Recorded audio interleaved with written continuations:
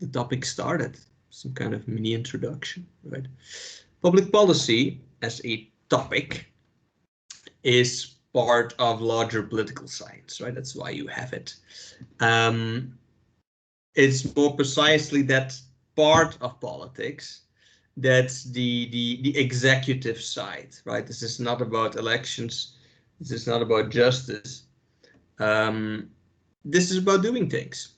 Public policy is that side of the government or that side of the state that attempts to rule, right? Or the attempts of state officials to rule and to shape the world, to shape society. That's what public policy is. The state officials make it public, of course, otherwise there would be some different type of policy. But are the rules that are imposed to try to get to certain outcomes, right? And that's important to us, not just as you maybe future policy makers, but also as citizens, because public policy at the end of the day is the part of politics that we can actually use to get things done, right? It's if you have any dreams of changing the world, etc. Okay, you could do it maybe if you own Amazon via charity or something. But for most of us, if we want to see some change in society, our best way of doing that is to try to get policy change on that issue, right? To use policy, especially in democracy, to use policy to try to get a grip of this chaotic, ever-changing world. So we should have a natural interest in policy. But policy is not just about ideas. That's kind of the difference with the last course we had together, political theory. It's not just about what could be good, or what would be a just world. It's about implementing them, right? It's about making these things work, which is a lot more work, a lot more things that are involved in that, in the doing part. There's a whole logistical side to public policy, a whole technical side to public policy. And I like to talk about this in terms of concepts and implementation rather than theory and practice, because the couple theory and practice has a kind of normative undertone that practice is better than theory, right? You have this idea of this very conservative thing, but yeah, that sounds good in theory, but in practice, mijo, in practice, right? That's not what this is about. Implementation is not practice. If you look at, I don't know, traffic regulations, right? You have general concepts of traffic. That would be the idea of how speed limits. The implementation is driving a truck up there and putting boards next to the road that tell you how much a speed limit is, and maybe having some kind of police officers check it. But the practice is how fast I'm driving, right? That's not in control of the state. So it's not theory and practice, it's concepts and implementation. Also, because the implementation is just a more detailed version of theory, right? And it doesn't necessarily depend on the quality of the idea. So policies fail, right? That's one of the things that they can do. But they can fail regardless of how good the idea was. It's not that the practice was bad because there was a mistake in the theory. It could very well be that you actually had a great idea. And it also works in practice because, I don't know, some other state is doing it. But with you it fails just because people did it wrong, right?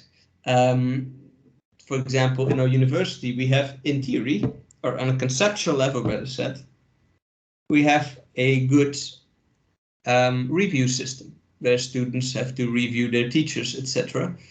And the implementation of that is also quite good, except that it doesn't work whatsoever because they just throw away your feedback. I don't exactly know what happens with all these evaluations you filled in. Maybe they fill the hole in the ozone layer with it, but I've never seen it, not once, and none of my colleagues has ever seen it. We don't know what our score is. I know that it's good in my case because the rector now and then is like, "Oh yeah, students do like you, but you're crazy." Okay, but I've never seen my evaluation because I don't know, because somebody higher up decided that nah, we're not gonna show this, right? That's not what the university wants. It's not the state's intention. It's just somebody messes it up, right? So policies can fail, right? Especially in Mexico because of corruption, for example. That's nothing to do with the quality of the policy. It's just something that went wrong later on in the implementation. For example, if you can see in the background, if you wonder what's this background picture, it's Calderon's refinery that he built, where there's only a wall. That's the refinery he built for a few hundreds millions of pesos. That failed, right? It didn't get to completion, even if the refinery might have been a great idea to build. And lastly, this whole implementation side, right? So if you look at it, if you look at the sequence of this track, because this track of this course, you first have political theory, then you have public policy, and you have public management, right? Let's say that in big lines, political theory was about the first part, the concepts, the ideas. Then now we're talking about the ideas and the implementation. Then next semester you'll have public management, which is only about implementation, really. It's not so much about politics. But in this semester, we still focus on both a bit. And public policy also has two sides to it, right? This whole implementation part of it makes it that public policy and public policy analysis and discussions have a technical quality to them. And that's good. It's good and a bit refreshing even that we can talk about policy also from a technical instead of a political point of view. Now, there's no illusion that the technical discussion is value free or something, but it sometimes gets a bit tiring, at least to me, that in Mexico everything is so politicized now. And every idea is more or less judged by who said it, right? Oh, that's a great idea. What? AMLO said it. No, terrible, terrible, right? And the other way around. Well, I would like to have more technical discussions, and a lot of critiques that people have on policies or things they like about them could be talked through on a technical level, right? You say, oh, this program is going to cause so much essentialismo, and they're gonna cheat and they're gonna, abuse it. Okay, then let's talk about what exactly about the program makes that, right? Like if you magically know like where the problem is, please tell me so we can fix it, right? It's sometimes good to bring things down to a technical level, but our discussions are not just going to be technical because public policy is always inherently normative. You're trying to do something, right? You're trying to change the world. Also, if you analyze policy, at the end of the day, you want to give advice, right? If you're a policy analyst. So you do want to promote a certain idea. You just don't want to say, oh, well, you could do this or that. Anything works. That's usually not what they will say. They'll say you could do this or that. I think that's the right option, right? So there's a should do element to public policy that is necessary because policy doesn't just have to be good. It has to be convincing. It has to be persuasive. It has to be argued to the public at large, to the outside world. Yes, that's evident. Even in an authoritarian state, the government always needs a reason why they're doing things. Even in a hard dictatorship, you cannot just do things. Because it's just how people work. People do want to know why. And you can give a bad answer, but no answer at all is a bit insultive to people. It's something what the Nazis often did wrong. They just did things, and people are like, why? And they're like, shut up, instead of lying to them about something. That doesn't work for long. But also inside. Policy has to be argued inside the state. The president is not God. He cannot just actually force things. People need to do it, right? Local bureaucrats need to actually do it. And there's a lot of sides inside the state, a lot of things inside the state, that can go against public policy. The state is bigger than public policy.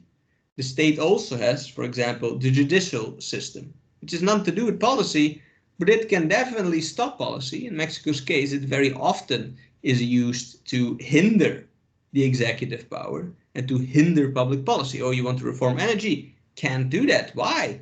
Because I'm a judge, motherfucker. Bam. Right? So policy must have arguments behind it, must be defendable. Therefore, it's normative. So we're going to do a lot of different things in this course, right? We're going to talk about, okay, how can we get a grip of these problems? We're going to talk both about concepts and implementation, and also study a bit the failure of that implementation. But not from a like, haha, you did it wrong, but more, okay, if we were the guys in charge, right? What would we do to make this better? And we're going to have both technical and normative discussions at the end. Now, talking about our federal government, did you see what AMLO announced today? His new policy about holes in the road. I want to talk about that real quick because I think it's interesting. So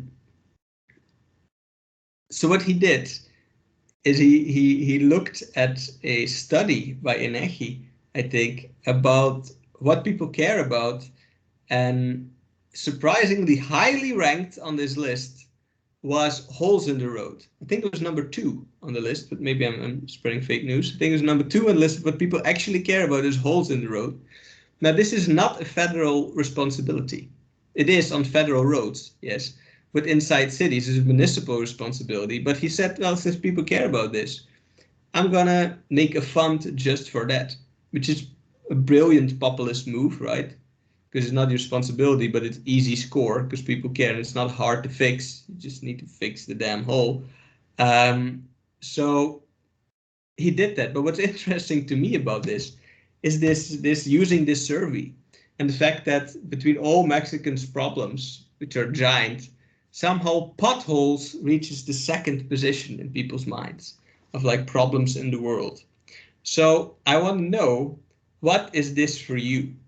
Right, this is we're going to do a little bit of, I already know who you are kind of, but let's do this introduction round.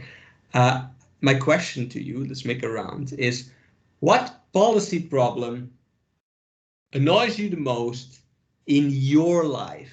Not for the average Mexican, right?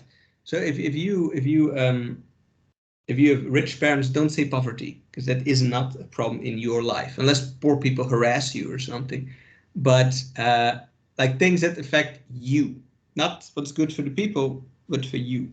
For example, in my case, I care about poverty, but that's not my problem. But low-level corruption is really my problem. I learned this is a very practical problem in Mexico, corruption, that has costed me a lot of time, a lot of money, a lot of opportunities I have lost due to corruption of low-level officials. So that's one for me. But I wonder what's, let's say, in your life, one of these problems. Who shall we start with? Let's do it just in the order that says. Mr. Diego Marcelo.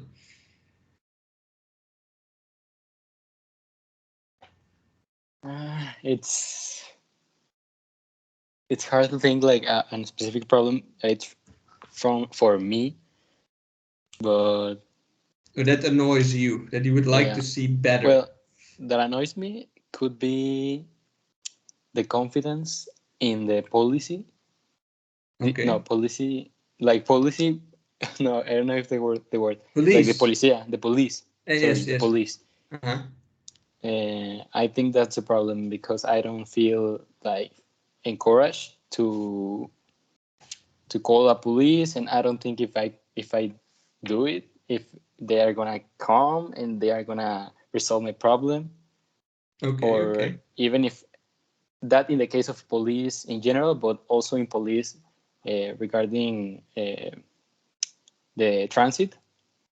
Mm-hmm. I also doesn't have confidence in like being like stopped by them. Mm-hmm. I think they are gonna ask me for money even if I did anything. So that could be a problem that annoys me. Okay, that's a very clear policy problem, yeah. The reliability of police. Okay, Mr. Diego Martinez. Are you here?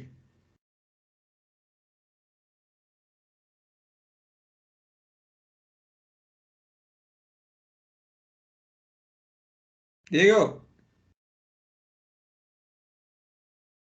Nope. He's working in the call center while having me on speaker. Mr. Hugo, you are here. Yes, I see you. Yes. I'm Tell sorry me. for the angle of my camera. It's okay. Well, I think that a policy that annoys me actually is potholes, because in the neighborhood I live, it's like the border between two municipalities, San Nicolas and Apodaca. So the streets are always with very big potholes, but those are like no normal potholes, because they have been like fixed several times.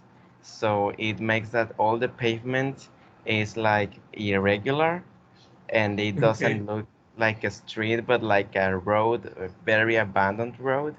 So it's a problem because cars get like damaged very easily, and that's one of the things that annoys me the most, because I have seen how, for example, the government of San Nicolas has like repavimentado, recarpeteado, Mm-hmm. uh, all the streets of the center of the municipality and some neighborhoods nearby. But in my neighborhood, like, I have never seen a municipality worker like doing work on the streets from here. And I think that's because like we are on the almost in another municipality that they don't even care about the state of the streets here. And they just what annoys me the most, it's that when, I mean, before the election in the campaign, uh, like a lot of candidates for deputies came and like trying to convince people to get their vote, even from the same party of the mayor, which is the PAN. And I mean, for me, that's like very, uh, I don't know how to say it, but descarado, that they Mm-hmm. come and request the vote, and they are walking in these streets like that are all messed up. Yeah. Well, then this is very good news for you that maybe in like a year, the army will come and fix your street. I hope Um, so. yeah, let's hope it. I wonder how big this fund is gonna be because they're gonna get so many requests. for- Yeah. Okay. I'm not sure if it's like achievable, because it's a lot of work. Well, they built all the roads in the first place one day, so they should be able to fix them too. Um, Diego, you had your hand raised. Yeah. Also adding to what Hugo says, because I'm also from San Nicolas, there's also a big like classist sense in how they choose which neighborhoods they repavimentar. I don't know how to say the word in English. They Mm-hmm. fix the street. They always fix these neighborhoods that are from middle to upper classes. Like it could be even every year or every 2 years, and they abandon the other neighborhoods or the streets that are not like really like visible to the people that are the short streets or very like alejadas. So yeah, I think it's also a big problem in San Nicolas. And also that, for example, now in my neighborhood, they are fixing the street, and they almost accomplish 1 month fixing a street that it's just a U. It's like it's a very short distance of the street, and they have been 1 month working on it. Okay, okay. Well, we just got our street fixed. But no. But yeah, we live in San Pedro. Um, okay, moving down the list, we have Miss Mariana. Yes, Miss Mariana, are you Okay. here? Yes. I don't know how exactly to relate it to public policy, but in my case, for The example, public problem. well, okay, okay. Well, if something happens to me, there's a lot of impunity. So yeah, like nothing. I don't think the things are going to get resolved. But for example, if someone um, sexual harass me or I disappear, or those kind of things, and yeah, I think that that's the problem that most affect me. So insecurity. This is what Mhm, you're most worried about. Okay, okay, good. Um, that was number one, I think, on the ranking of that was just up from potholes. Um, Miss Sophia, Um, I hi. believe that, hi, how are you? I believe that policy that really affect me are the ones about, environmental policies, Mhm. because here in my city, like we have two problems. The first one is that it's a pretty hot weather and we don't have any trees. So like there's no shadows, like there's no planting programs or something. And the second one is that like we don't have water. So there are sometimes like I don't have water in my house. So Is your that's city a problem. Monterrey? No, I live in Torreón, Coahuila. I'm from La Laguna. Oh, oh, Actually, AMLO is being oh. pretty kind with us with his program Agua para La Laguna. But yeah, I think that's my biggest problem, the one that Oh, affects me the most. Torreon surely is dusty. It's, I think, the most dusty place I've ever seen. But Yeah, yeah, I can fight with that. That's true. it's it's nice. It's nice. I had a good time there. Um, okay. So we have It's the the land of environment. Atolini. Is the land of what? Atolini. I don't know what that is, but Atolini, the guy from Morena. ah, He's the okay, okay, guy yeah, from Lost. yeah, yeah, yeah, yeah. Okay, but it's still pre-territory. Okay, Mr. Diego Martinez, are you with us? Yes, hi, good afternoon. There's, being honest, there's like nothing really affecting me, like any policy. But if I went to a specific, there's, well, I live on a. Is it because you're a gamer? No, no, that's not the reason. No. I Maybe, live, I live maybe. on a zone that Huh? everybody has a car. Like I live I think I live on a good zone, a good part of the city. But Uh, me myself, I do not have a car. I don't have access to a car. So that part of my city has like terrible, like how do you say, Sidewalks? like, yeah, like sidewalks, but like I don't know if the word is pedestrian, but like Uh-huh. peatonal, because I do not have access to a car, so I walk a lot, and it's very difficult. Like there are no like signs, and sometimes there are not sidewalks, and that is very uncomfortable for me, that I walk a lot. So that's the only Yeah, thing I will consider. but it's relevant. I recognize this, especially because we go walk with the babies, like in a carrier. It's like an obstacle course. Yes, yes, of course. If you try to, because everybody has like, there's no policy in sidewalks. Just every house has their own interpretation of what the sidewalk should be, and it constantly changes. Right? Is it like that? Yes, yes, yes. Yeah, that's a lack of policy at all. Okay, so thank you for all your examples. We have a good agenda to start with. Now, I must interrupt this discussion and talk to you about a very urgent subject that is late 90s 3D games.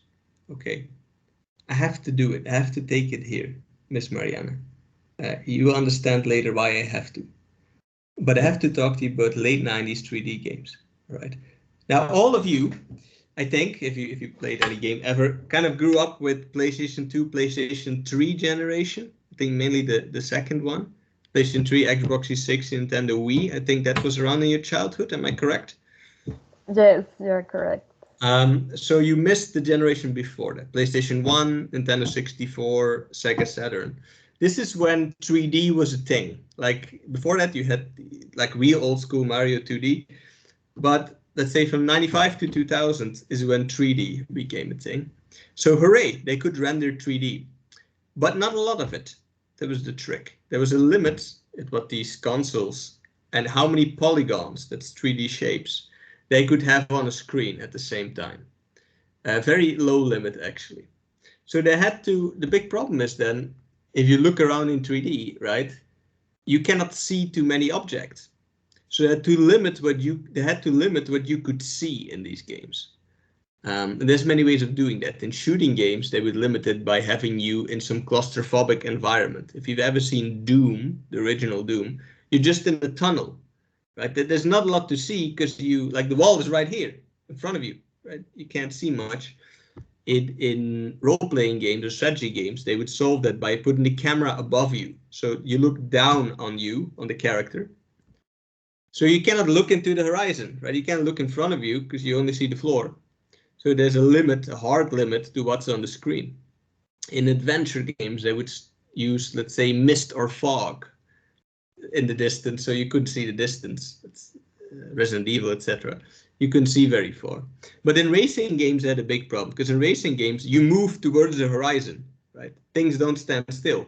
So they constantly need to change what you're seeing. But they can't because they don't have the technology.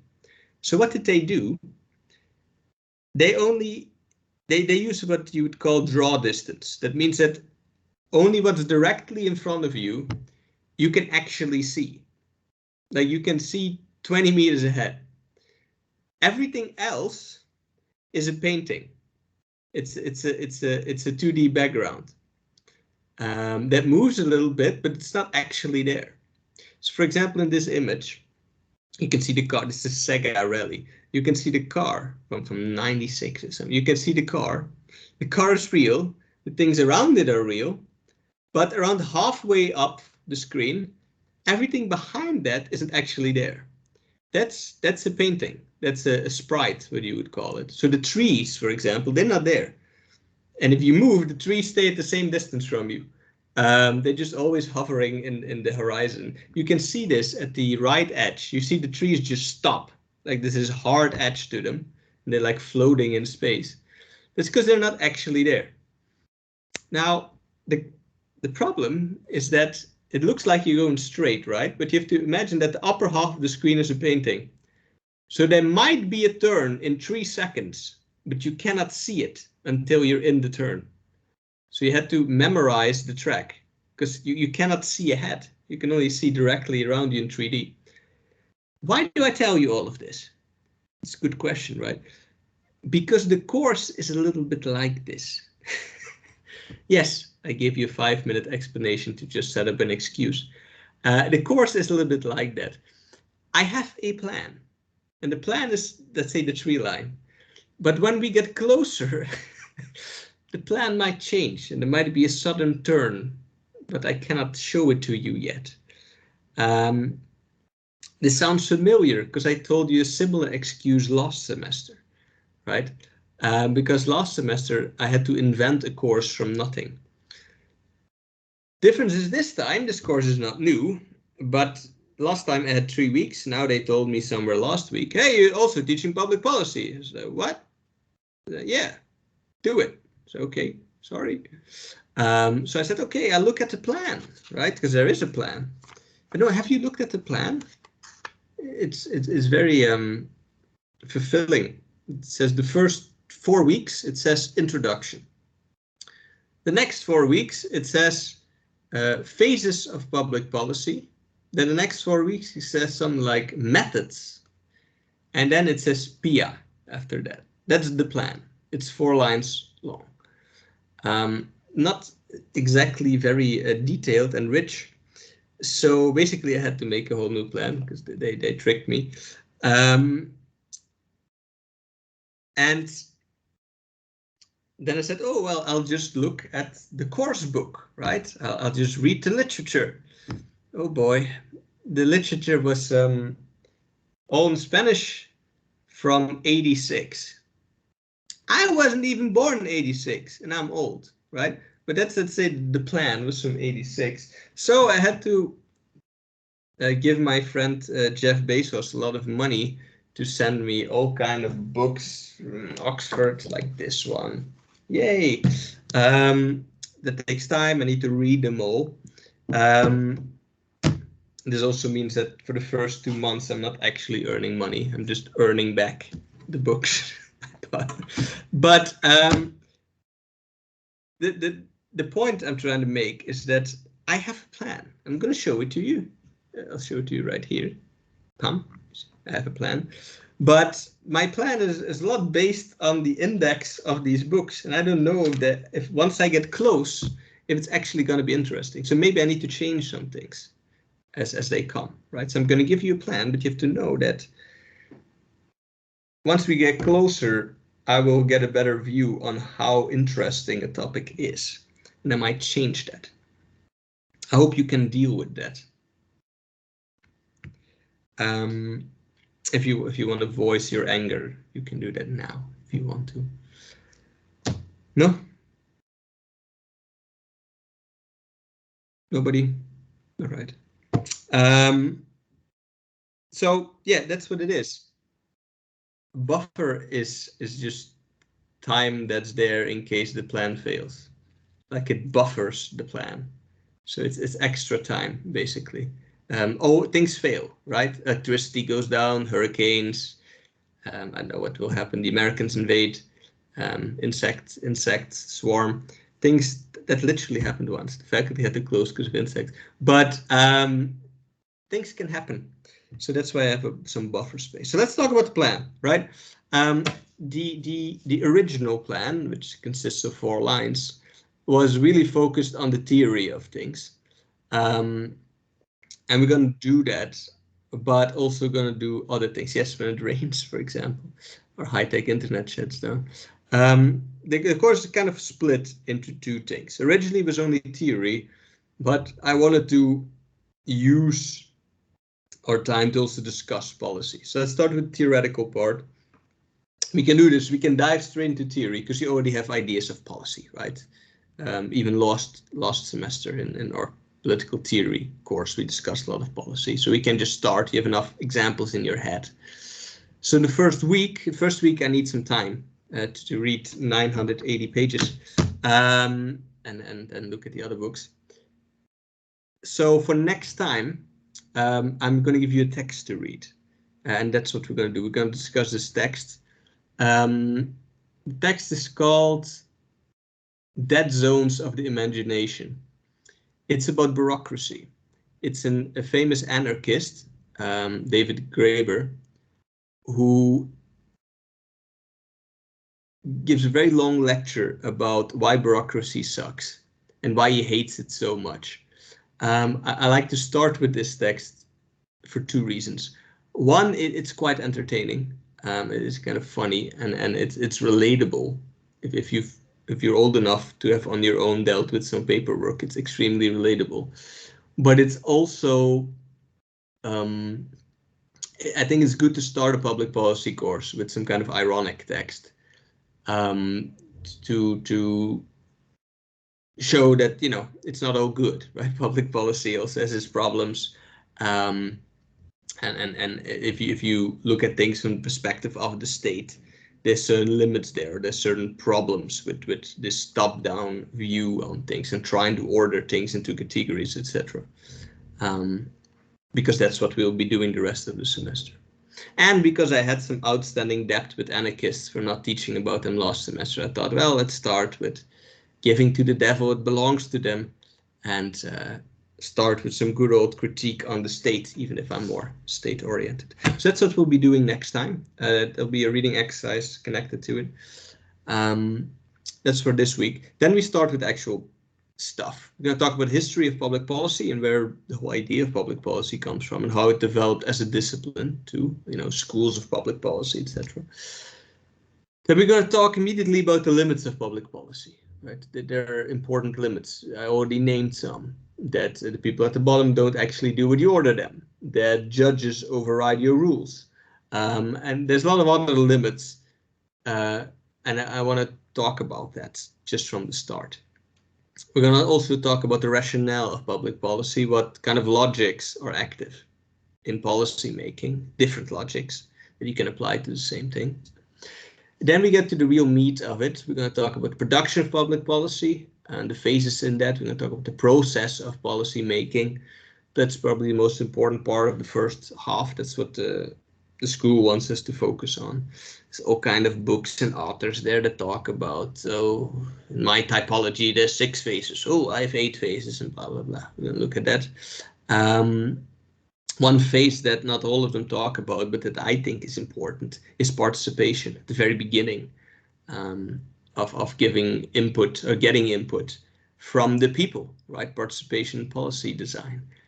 Something that in Mexico we're not really used to, as we saw today when participation rates came in from yesterday. But I want to talk about that, different modes of citizen participation, etc. I think it's a nice subject to dive into a bit. Then we're going to talk about policy analysis and policy evaluation. There's a lot to say about that, hopefully. Then I'm going to talk about social innovation. Why? Because I got a PhD in it, damn it. That's literally true. Social innovation is about bottom-up initiatives that try to do things a bit different. And as a state, as a policymaker, you have to deal with that. You're also going to get input from below or alternatives from below that you can either use or you can crush them or you can change them, etc. I want to talk a little bit about that, how public policy and social innovation relate to each other. And lastly, I want to talk about corruption. It's a problem that we all kind of talk about, but rarely actually talk about.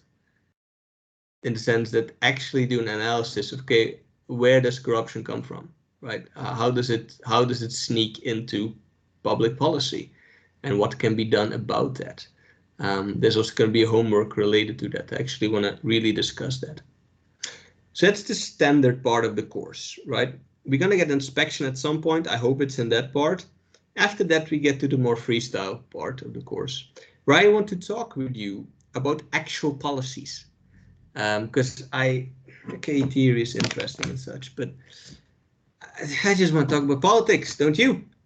So let's talk about actual fields of policy. Now that's very broad, right? Public policy is about everything. It's about the fire department, it's about the water, it's about the conservation of biodiversity in monkeys in southern Mexico, and it's about public traffic in Mexico City. Like it's about the army, it's about everything. So I have to choose here. We cannot talk about everything, right? Now that's necessarily arbitrary. What I did is I took some domains that I feel myself quite strong about and supplemented them with some others that seem of general relevance. Now, some of them can be changed depending on what you want. So there's 4 domains. We're going to talk about social policy. That is mandatory because that's the one I know by far the best and have the most to say about. Health, security, and fiscal policy. Now, social policy and security are the ones that I want to be there in any case, because they relate to very big problems in Mexico and they're quite easy to talk about. Health and fiscal policy are my suggestions. If you, by let's say week 3, have reached a consensus amongst you that you really want to change, I know health for education, or security for not security, our fiscal policy for water management, for example, or something environmental or whatever it is, you can tell me and I can change this, right? That's why I said the background sprite can change when we get closer. Really, this should be about the things you're interested in because it's your career and your study.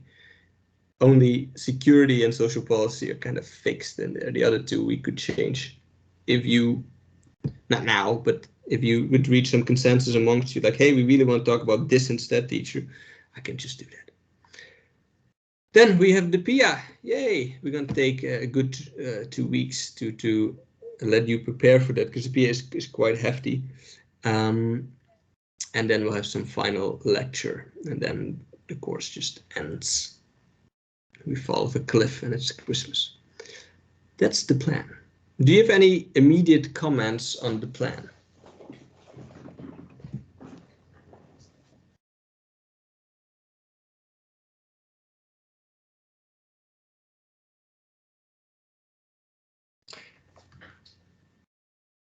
Okay. I don't think so. But we need Doctor, to, yes, we need do to you- see. Yeah. Sorry. Do you already know what is the PIA? Like, Yes. oh, okay. And I will actually tell you too. But first, first, in case, I don't know if you have any giant problems with the plan. If not, this is what we're going to do. And if you want to change any of the policy areas, I'm going to let you guys sit on that for a bit. But if just tell me in time, we can alter it. Now talk about the evidences, right? Sophia's question. There are a few. The first one is, I told you already, we might get inspection. That's why I'm not changing things fundamentally. Is a synoptic table of phase of public policy. This is your standard UNL bullshit type of assignment, where you have to make some, like mental maps and this kind of stuff. In this case, it's a table where you have to, well, you're going to have to read some chapter for some book I'm going to give you that talks about phases in public policy. Then you have to make a table with the different phases and your summary of each of them. And then you use some nice colors in that. Like, wow, these students are so creative, and then you get a 10, right? That's the first assignment.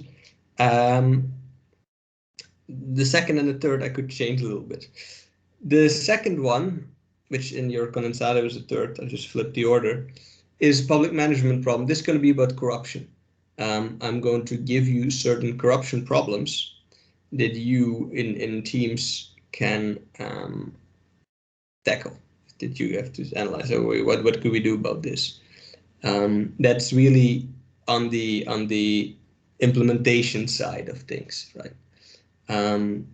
Because it's always corruption of something that's desired in the first place. We don't have to talk about if that policy should exist. It's just about how do we stop that policy from being corrupted. Then the third evidence is again in two groups, I think. I think it's boys versus girls there. Is you have to study of your choice a social political problem in Nivleon. So this connects a bit to the exercise we just did, right? You're gonna look at something in your state that you think is really problematic, and this is more focused on the problem itself. Like, you're gonna study it a bit and then gather information, and then write, let's say, a policy report about that problem and some suggestion of what you would do about it. But it's a bit deeper than the public management problem, where I already give you the problem. So that's the third evidence. And then there is a reading like last semester, but much less.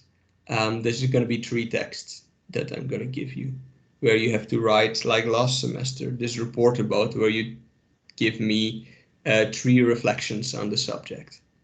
And that starts next time already, right? Wednesday. For Wednesday is the first time. So for Wednesday, you're going to read this text, the dead zones of the imagination that I'm going to give you. It's also easy to find online. And you're going to write me, just like last semester, 3 reflections on that text. I'm going to do that 3 times throughout the semester. Once about this, once about social policy, and one about penal policy, about prisons. Very hefty text. And then there is group work. What is group work again? I think group work is nothing. Group work is participation in class. And if I have like minor assignments, like if I ask you, hey, let's talk about this, or let's, sometimes I give you, like last semester, just ideas of policies, and you're going to comment on it. That's that mainly. And any like minor presentation I ask you. Then we have the PIA. The PIA is a full analysis of a public policy. So it's basically a more extended and individual version of the third evidence. You're going to look at the public problem of your choice and develop a policy idea for it, of your own. The difference is mainly in the detail, right? And how you have to think about it. I'm going to give you a framework of some text we have to read that sets out different phases of policy analysis, and then you're going to use that template to write that mini report, let's say. This is more difficult than you think it is. It's difficult to come with something that's original. Like often students in other courses are similar. They come up with some that already exists. Like not in another country, right? That's fine. If you copy some from another country, you don't need to invent the policy. But like they'll say, oh, the government should do this. And I'm like, yeah, but that literally exists. It's called Institute of this and that. Like, oh yeah, I didn't see that coming. So you could have Googled it, fools. But anyway, it's not that easy to come with a public policy. So I give you sufficient time for that. And then more detailed instructions later on that. But we have to talk first a bit about theory for you to kind of get the instructions. Is that okay, Miss Sophia, as a PIA? Yeah, I like it. It's good. Okay, good. And that's what you have to do. So it's not that difficult, right? The first ones are things that just kind of happen as we go along with the course. I eliminated the exam because we're online. And that's that for the course. Let me see if there's something from my side that I still have to say about it. Do you have any questions in general? Didn't I have a slide? Yeah, I had a slide on the PIA. See there, look at me doing all a cappella. So you can already see the guiding framework is a book that I will give you. The 8 phases of the analysis of policy by Bardach. This is a translation. This man is not Mexican. Neither Spanish. So it's the PIA. Let's see, what's my next slide? Oh, my mandatory, hey, I'm Turgees. And this is my email address. Slide. Any questions or remarks or things you want to say about the course?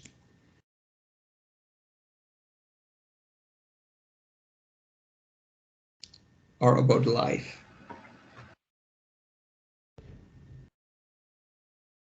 What do you think about the consulta, doctor?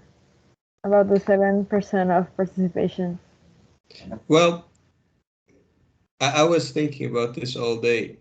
The question is, how little is 7 really?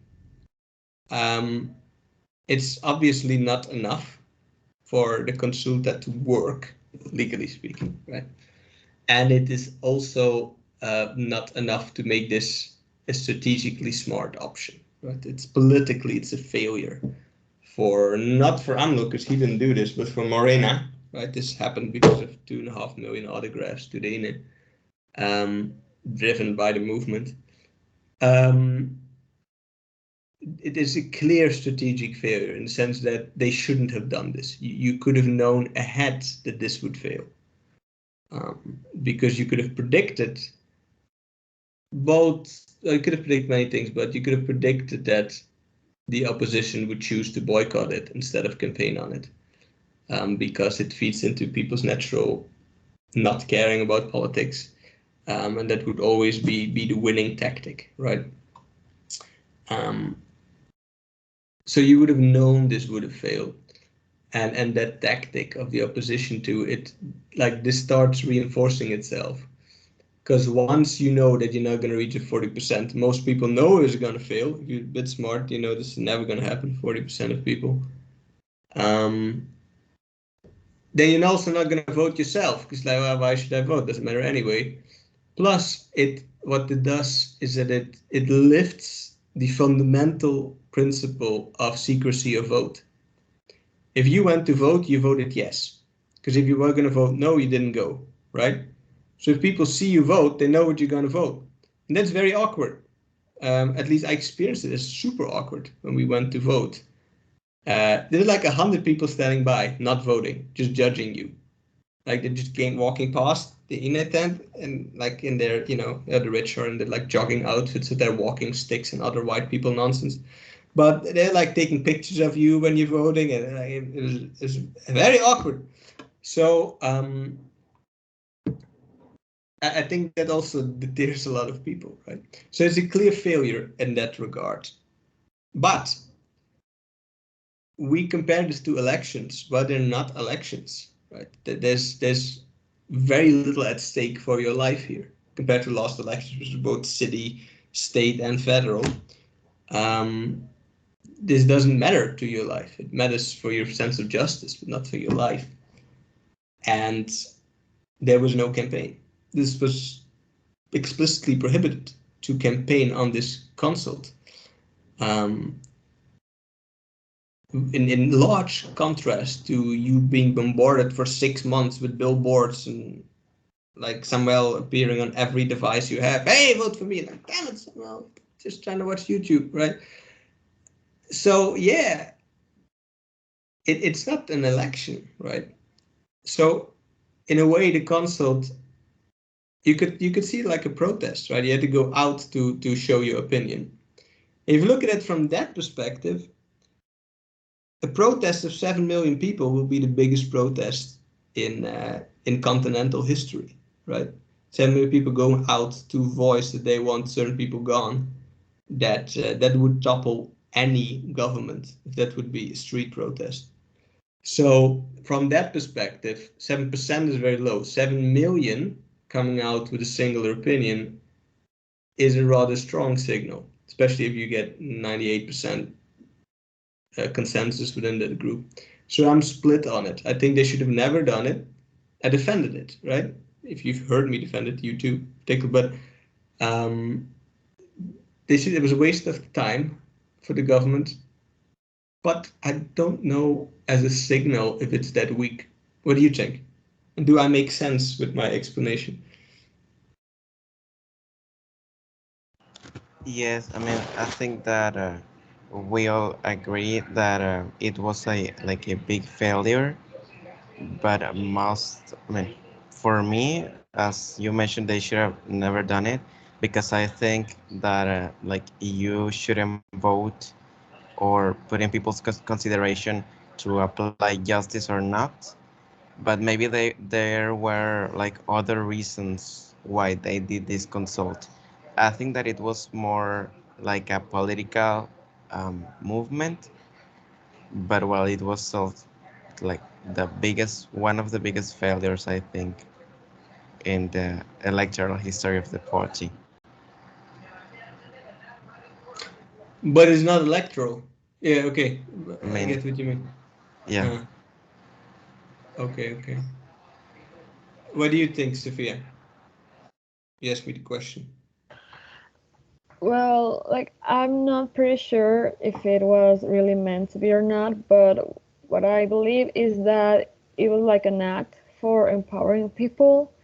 Like I of course understand this part about justice. Like justice is justice, and if you did something bad, you must be punished. But like saying I want Felipe Calderon or I want any decision of other administrations get reviewed and punished, like being able to participate in it, like me as not a person who it's directly participating in these institutions, like of course it's kind of symbolic and kind of empowering, but but I don't know, I feel like people the like understood this like, oh my god, they're just wasting a lot of money, and like, no, like that money was going to be wasted in a thing or decision because it was part of the presupuesto. Mm-hmm. So yeah, that's what I think. Yeah, yesterday I went to the consulta, and I was talking to a lady, and she was really angry that there were no people there because she was familiar of one of the mineros of Mm-hmm. Pasta de Conchos. Like she was related to, and she was like pretty angry that like people weren't there saying like, yes, I want justice for my familiars or something. So like there's like the two sides of the coin, los dos lados de la moneda, Mm-hmm. where it's kind of symbolic, like powerful, but like in politics, like in reality, I don't know how much import, no, how much trascendencia is like. I think the interesting thing is also the interaction of this with the different parts of the state, right? Because they say, well, that's the slogan again, just justicia no se consulta, se aplica. But yeah, man, you had 30 years to do this. It didn't happen. Like, if the Supreme Court could decide, they just wouldn't do it. That's what they've always been doing. So it is clear that judicial power has no intention to do this. But then again, yeah, strategically, they might have chosen a road that have a higher chance of success. Mr. Hugo, you want to respond to this? Well, I was going to comment on about what Sofia said about the participation of the people. Like, to be honest, I didn't even know like where this consulta was going to take place, because I didn't see any kind of announcement or any kind of communication by the INE or by by any level of government. So I think that people, all the people I know, I'm pretty sure that they didn't even know like where it was going to take place. And it was designed like that. So how this normally works, if you look at the United States, for example, is that when you have an election for governor, they just add this bill to the election. Like you vote for then deputies, and then you have like 6 questions you need to answer, yes or no. And that's how consultas work in other countries. So everybody's there anyway, right, to vote. This was just, yeah. If you separate it, people will know, especially if you know campaign. People will know or care or spend the time. Yeah, I think that's how it should have been done. But as you And it mentioned, would have been like, free. It would have been free if they did it that way. yes, because it was just like a piece of paper more in the election, and that's it. But making it this way, they also spend more money. But as you mentioned, I think that it was more like kind of a boycott from the opposition, so they didn't get any participation from people. But even if they didn't do it, they would not have reached 40%. It would have been a better number, but it for one question without campaigns is very hard, especially in COVID. I never believed in it, never, not since day one, that it was possible. But yeah, that's But true. sir, Yeah. do you think that like the consulta had some populist undertones? You know, like a way of AMLO to regain some legitimacy? Yes. I need to split that in two, what you said, because yeah, the consulta is populist. It's not, but it's not AMLO, it's Morena. AMLO didn't do this. Morena did this. Because they had to collect autographs and stuff. But yeah, it's populist, of course. It's the people changing the law or applying the law. That is very populist democratic. It's the Greek ideal of democracy. And of course, it's you line up all the villains, right? It's easy to bash, except that the whole discussion got changed into the consulta itself rather than the question of the consulta. That was what all popular discussion was about. And they forgot about the presidents. And if this is an attempt to gain popularity, no. Like, the consulta is populist for what it is. As a strategy, no. He lost popularity on this.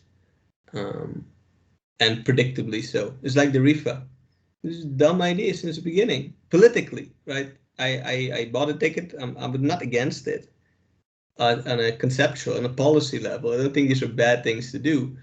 Politically, they're just stupid things to do because you give your enemies easy reasons to critique you for things that normally your weaknesses are things that other people do to you, like you get attacked.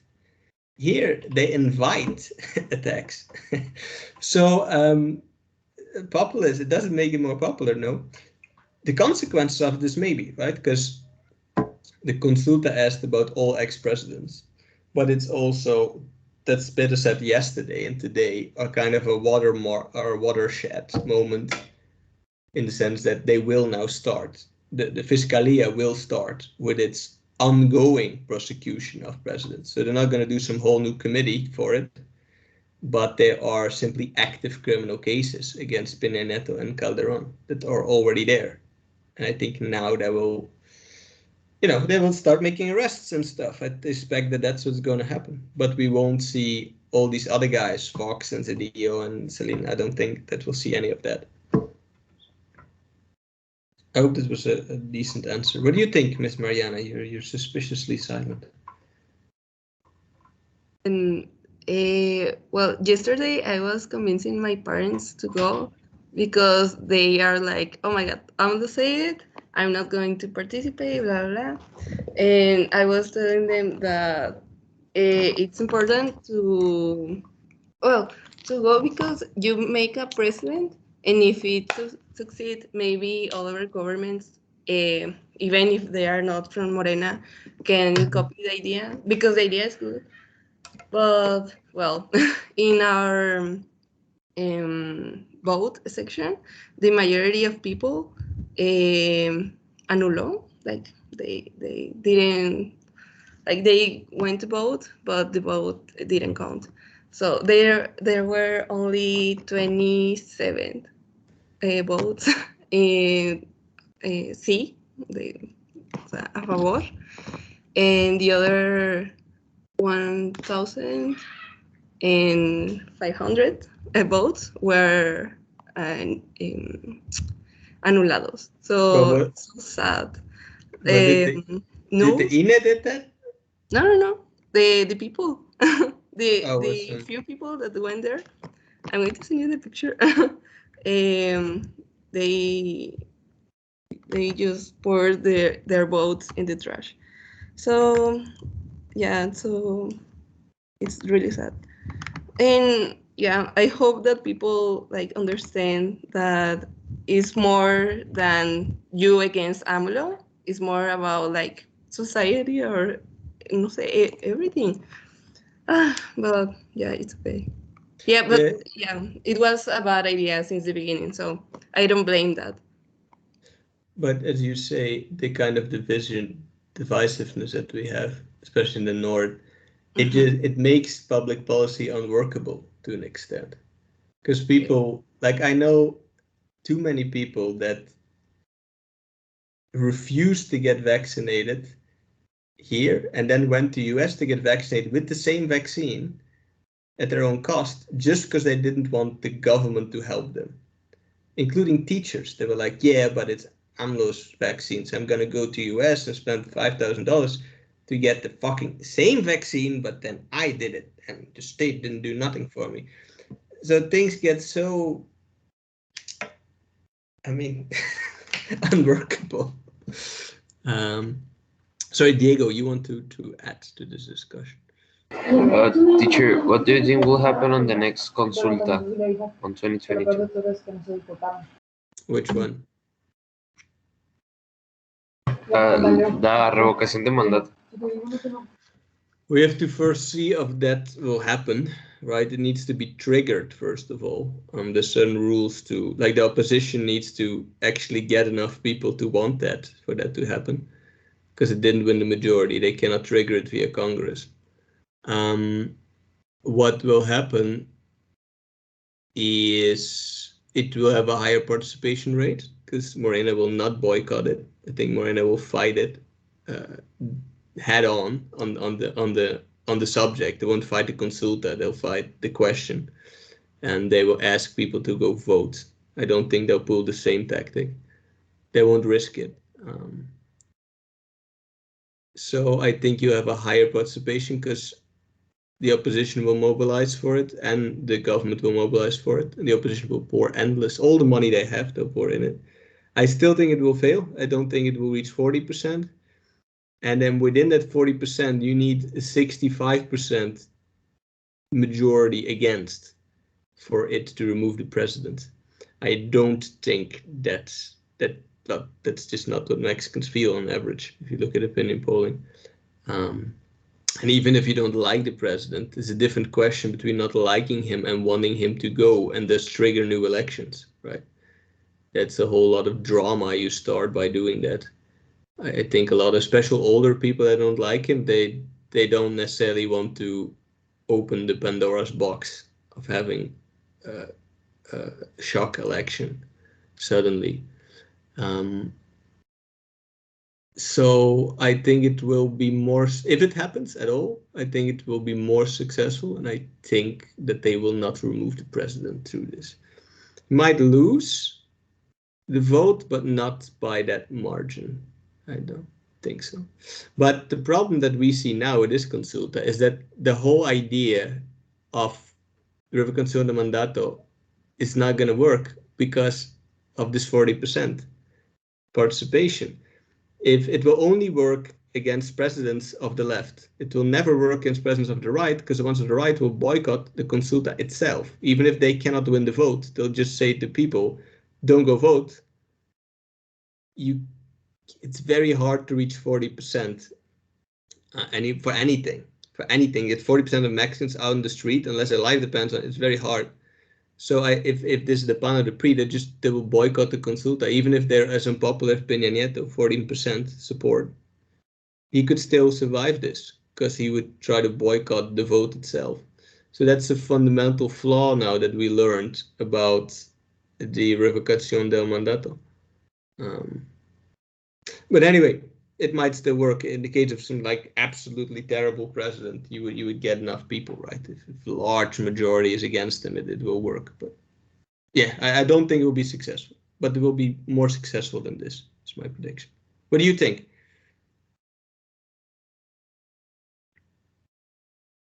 No, I don't think it's gonna work again, because the right is saying that he's going to become a dictator and we're going to have a president forever. But we'll see how it goes. Like, the popularity of AMLO is just going down, down, down. And yeah, for example, I was thinking the other day that I don't know who is to blame, because, for example, Peña Nieto did a lot of bad things, but he had a lot of memes in the internet, so people were laughing at him. But here, people are getting real mad, like they are so angry. But Peña Nieto did like a lot of other things that were worse, and Calderon and everyone. But they had memes, and people are like, ha, ha, ha, we don't care, whatever. But I don't know. I think you have to. I think we have to talk facts real quick. They're not comparable. AMLO has just under 60% now approval, which is the highest in the world. Peña Nieto had 14 on a good day, 1-4. On a good day, he had 14% approval. So they're almost 45-50% apart in approval rating. So they're not like, AMLO's popularity went down by 1% over the last month. And it went down from first 85%, 80, 70, etc., etc. But I mean, he has a majority. unlike almost any leader in the world. So I don't think he's on thin ice. I think what's really happening, if compared to Peña Nieto, right? Peña Nieto was actively hated by more than 80% of people. I think what's happening more is that the people that don't like him really don't like him, as you say. I think you have a deepening of not just dislike but hate, and that is getting stronger. At least is my impression. I don't know how you see it, but I think he will survive this till next elections, unless they kill him or something. I think it's more probable that they kill him than that he would lose this vote.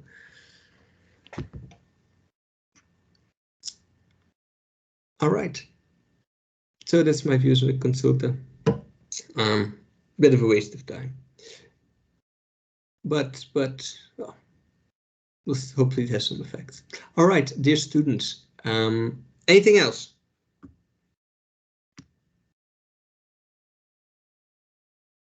I don't think so. Oh, Mariana? Not for my part. Okay. I wanted to ask if you think that we are going to come back to classes again in October, because that's what they say. That's what they say.